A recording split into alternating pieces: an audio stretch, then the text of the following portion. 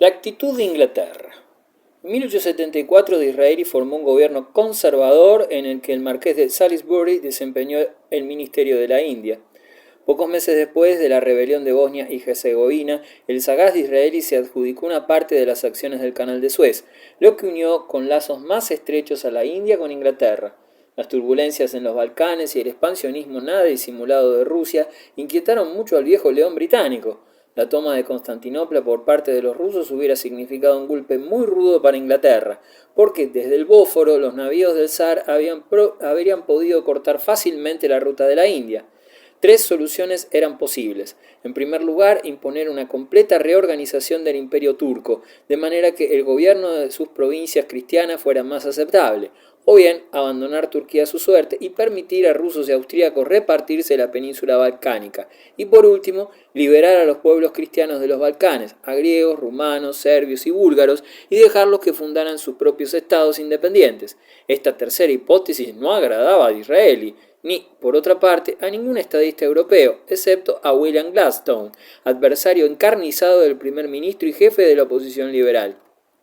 Cuando llegaron a Inglaterra las primeras noticias de la represión turca en Bulgaria, Disraeli pronunció en el Parlamento uno de sus más moderados discursos. Señores, tengo poca confianza en este género de noticias. Gladstone, a quien semejante reserva irritaba violentamente, saltó de su escaño. En pocos días escribió un folleto que se hizo célebre, Las atrocidades en Bulgaria y la cuestión de Oriente, aparecido en septiembre de 1876 con una tirada de 200.000 ejemplares. En él, Gladstone, como cristiano y amigo de los seres humanos, defendía el derecho a la existencia y la libertad del individuo y de cada pueblo, ponía en la picota a los turcos y a sus orgías satánicas y, como antiguo servidor de la corona y del Estado, exhortaba a sus compatriotas a exigir una acción común de Gran Bretaña y de los demás estados europeos para abatir el poder turco en Bulgaria. En otoño de 1876, Gladstone se había convertido en un héroe popular, ensalzado por las masas y por hombres como Carlyle, Tennyson y el gran historiador Lord Acton. Todos aplaudían sus críticas contra Disraeli y los epítetos con que Gladstone juzgaba la política gubernamental, a la que calificaba de la más indigna y egoísta que Inglaterra practicara en toda su historia. Disraeli no se abstuvo de responder y comentar la extraña combinación de envidia, rencor e hipocresía que adivinaba en Gladstone.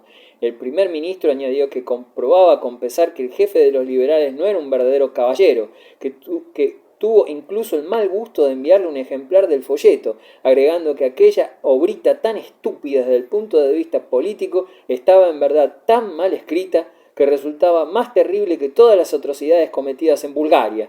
La reina apoyaba plenamente a su querido primer ministro y consideraba que debía ser sin duda un loco peligroso quien obstaculizaba los esfuerzos del gobierno para contener el imperialismo de los bárbaros rusos. Rusia avanza hacia el sur. Cuando al fin estalló la guerra entre rusos y turcos en abril de 1877, los primeros la consideraron una causa sagrada, como la guerra de 1859 lo fuera para los italianos y la de 1870 para los alemanes. Atravesando Rumanía, los ejércitos rusos franquearon el Danubio y penetraron en las montañas balcánicas, pero al fin fueron contenidos. Europa observó con sorpresa que los turcos sabían batirse. Atrincherados en la fortaleza de Plevna, resistieron durante 6 meses, aunque al último, hambrientos, tuvieron que doblegarse ante el número.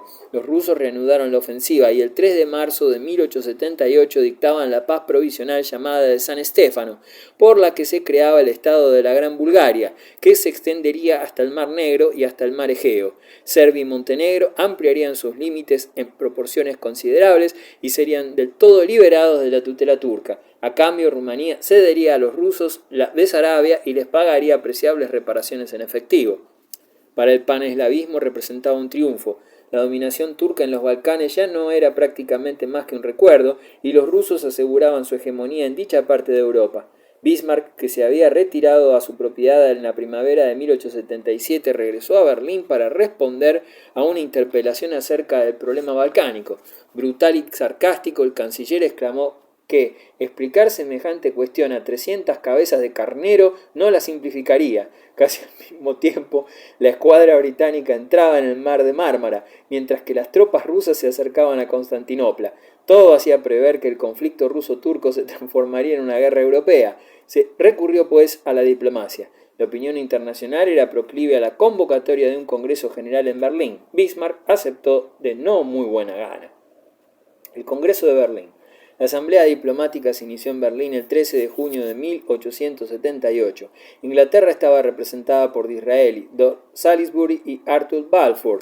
Alemania por Bismarck, el príncipe Hohenzollern-Sigfusson y Bernard von Bülow. Rusia delegó poderes en el príncipe Gorcharov y en el embajador ruso en Londres, conde Shuvalov. Austria en el conde Andrassy y Francia en el ministro Babington. La idea general era que el equilibrio europeo reclamaba que no se aniquilase a Turquía, que el conflicto entre Rusia y Gran Bretaña debía ser allanado y también la divergencia entre Rusia y Austria.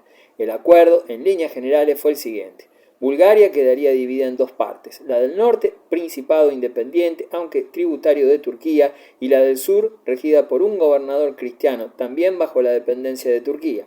Austria tendría derecho a ocupar y administrar Bosnia y Herzegovina. Montenegro, Serbia y Rumania formarían estados independientes.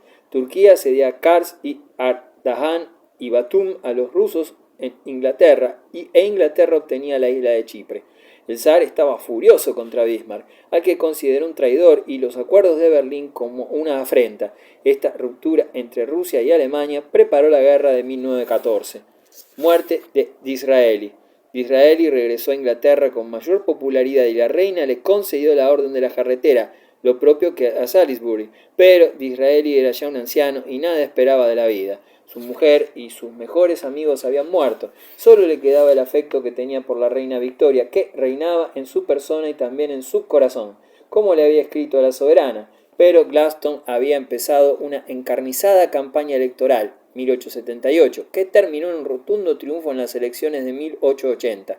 Grande fue la amargura de la reina que deseaba que Disraeli permaneciese en Downing Street el mayor tiempo posible. Disraeli murió un año después. Sobre el féretro apareció una enorme corona enviada por la reina. Gladstone, en cambio, alegó estar muy ocupado. Bismarck, de anticatólico a antiliberal. El canciller odia a su embajador. El conde Arnim, embajador en París, albergaba una idea personal del comportamiento que debía mantener Alemania con respecto a Francia. A Alemania le convenía sostener las tendencias monárquicas francesas. En cambio, Bismarck consideraba el movimiento realista francés como un peligro para Alemania. Por eso, él apoyaba a los republicanos. Tal era el primer desacuerdo entre Bismarck y Arnim. El segundo era que se presentía que Arnim sería el probable sucesor y canciller. Entonces el conde fue trasladado a Constantinopla. Arnim reaccionó y publicó unos documentos que ponían de manifiesto los servicios que había prestado a Alemania, pero se negó a entregar ciertas cartas en las que Bismarck demostraba hacia él una grosería inimaginable. El canciller lo mandó detener y logró que se le condenara a 5 años de prisión alegando traición. No obstante, el conde pudo pasar la frontera, muriendo en el destierro en 1881. Desde 1870 a 1882 ocurrieron varios acontecimientos notables en torno a Bismarck. A este, la menor contrariedad lo ponía furioso, y cuando se exaltaba su grosería no conocía límites. El príncipe heredero Rodolfo de Austria, que lo invitó en 1883, lo encontró decaído, anciano y enfermo. Caminaba apoyado en un bastón. Poco después lo trató el doctor Schwenninger, quien le comunicó que le aseguraba tan solo 6 meses de vida si no cambiaba de costumbres. La franqueza del médico fue eficaz. Obligado a beber y comer moderadamente y hacer ejercicios, Bismarck volvió a ser el de antes. Hacia 1885 se sintió remozado y recompensó al médico con una cátedra en la Universidad de Berlín, pese a que tenía un pasado harto desagradable y había estado una temporada en la cárcel por violación. Ofensiva contra los nacional-liberales. Bismarck pronunció en marzo de 1884 un violento discurso contra el difunto jurista Eduardo Lasker, quien había sido uno de los más importantes diputados y jefe del Partido Liberal Nacionalista. Lasker había fallecido en Nueva York en 1884 y Bismarck había prohibido a los funcionarios que asistieran a los funerales. Odiaba a Lasker y en el discurso en la Dieta dijo que este era el sepulturero del Partido Liberal Nacionalista y que no había hecho más que sembrar el mal, obstaculizando todos sus proyectos de colaboración con ese partido. Para Bismarck, Alemania debía ser conservadora y autoritaria. En el ejercicio de sus funciones ostentaba siempre el uniforme de general prusiano.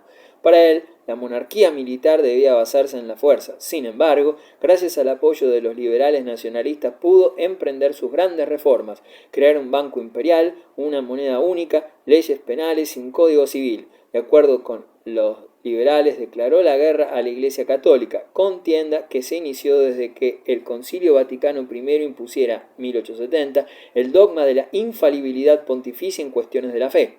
El Partido Católico del Centro admitía a todas las clases sociales. Su jefe, Luis Windthorst, conservador alemán, era una figura de notable relieve y Bismarck le tenía ojeriza. Cuando en julio de 1874 el obrero Kuhlmann intentó asesinar a Bismarck, los protestantes dijeron que la Iglesia Católica había organizado el atentado, fingiendo olvidar que Kuhlmann era un demente que actuó sin cómplices, pero bastaba que fuese católico para desencadenar una ola de rumores.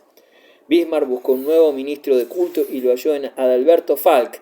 Este presentó a la Dieta las llamadas Leyes de Mayo de 1873 y 1874, que implicaban dos medidas radicales. El Estado garantizaría la educación de los sacerdotes y la enseñanza de la religión en las escuelas.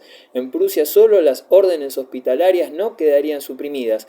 Estas leyes fueron la señal de la persecución contra los jesuitas, primero, y luego contra todos los católicos. Se cerraron iglesias y muchos eclesiásticos fueron encarcelados. Bismarck puso un día fin a las hostilidades. Falk fue destituido en 1879, sus leyes abolidas, y Bismarck trató de establecer contacto con el Partido del Centro. Bismarck y la socialdemocracia. El 11 de mayo de 1878 el artesano Hodel intentó asesinar al emperador, sin resultado, pero el 2 de junio el doctor Karl Nobiling disparó contra él desde una ventana y Guillermo I quedó gravemente herido. Aunque se detuvo a Nobiling, este consiguió suicidarse. Bismarck presentó en el Reichstag una ley de excepción dirigida contra los socialdemócratas, que no prosperó. La socialdemocracia había adquirido importancia desde 1871. Después de la guerra franco-prusiana, la depresión económica hizo difícil la vida de los trabajadores y el clima era ideal para difundir la doctrina socialista. En 1875, Augusto Bebel y Guillermo Liebknecht fundaron el Partido Socialista Alemán, en la línea de Marx. El partido rindió homenaje al manifiesto comunista, predicó la unión del proletariado internacional en lucha contra la sociedad capitalista y se orientó hacia la revolución social. Bismarck se dispuso a combatir este movimiento. En 1878 impuso una ley coercitiva que describía a la socialdemocracia como perjudicial para el imperio. Los socialdemócratas fueron privados de sus derechos políticos, excepto el del voto, sus asociaciones disueltas, prohibidas sus asambleas y cerradas sus imprentas. Bismarck perdería la guerra contra la socialdemocracia, como antes la perdiera contra la Iglesia Católica. El movimiento socialdemócrata había de crecer de año en año, y a partir de 1879 Bismarck rompió definitivamente con el liberalismo y buscó una aproximación con el Partido del Centro para imprimir nueva dirección a la economía. Con el apoyo del Centro, el canciller abolió, en 1879, el sistema de libre empresa y fijó tasas proteccionistas a los productos de importación agrícolas e industriales.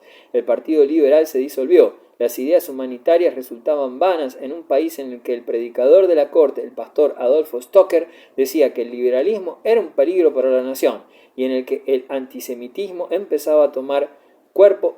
Bismarck se mantuvo al margen del antisemitismo. El canciller además mejoró el estatuto social de los obreros, seguro para la vejez, de accidentes, de invalidez y enfermedad. Alianzas con Austria e Italia. Entre el 27 y el 28 de agosto de 1879, Bismarck se entrevistó con el ministro de Asuntos Exteriores de Austria-Hungría, conde Andrássy, y acordaron una alianza defensiva entre Alemania y Austria que el emperador Francisco José aprobó. Como se sabe, Francisco José reinó durante 68 años. Era un trabajador minucioso y el ejército era el objeto de todos sus cuidados. Solía decir que ninguna desgracia lo había respetado. Su hermano Maximiliano murió fusilado en México. Su hijo Rodolfo se había suicidado en el castillo de Meyerlin con su amante, la baronesa Petzera. Su esposa, la emperatriz Elizabeth, había sido asesinada por un anarquista en Suiza. La guerra contra Prusia le impuso a Austria un acuerdo con Hungría. En 1867 se creó la doble monarquía de Austria-Hungría, cada uno con su propia constitución y su gabinete, y con un ministro común de Asuntos Exteriores.